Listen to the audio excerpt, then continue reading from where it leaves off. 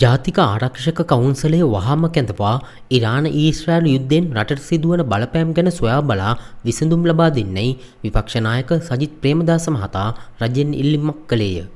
හෝමුස් සමුද්‍ර සංධිය අවහිරවීම තුළ ඉන්ධන සහ ගෑස් මිල අධික ලෙස ඉහළ යෑමේ තත්ත්වයක් මතුවිය හැකි බැවින් රටක් ලෙස ප්‍රේක්ෂකයන් ලෙස බලා නොසිටිය යුතු ඇතැයිද විපක්ෂ නායකවරයා පැවසීය.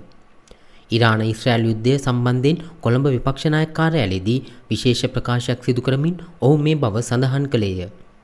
හදිසි ආර්ථික සැලසුමක අවශ්‍යතාව මේ මොහොතේ ඇති බැවින් ද්විපාර්ශ්වීය සහ බහුපාර්ශ්වීය සම්බන්ධතා වර්ධනය කරගෙන ජාත්‍යන්තර සමග එකතු වී අභියෝගවලට විසඳුම් ලබා දීමට කටයුතු කළ යුතු බවත් ඔහු සඳහන් කළේය.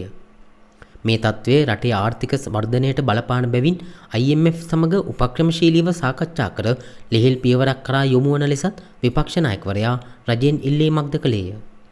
සාක් සංවිධානය ඇතුළු ගෝලීය සංවිධාන කේන්ද්‍ර කරගෙන පවතින යුදමේ තත්ත්වය පහළ දැමීමට කළ හැකි රාජ්‍යතාන්ත්‍රික මැදිහත්වීම සිදු කරන ලෙසත් විපක්ෂ නායක සජිත් ප්‍රේමදාස මහතා තවදුරටත් පැවසීය.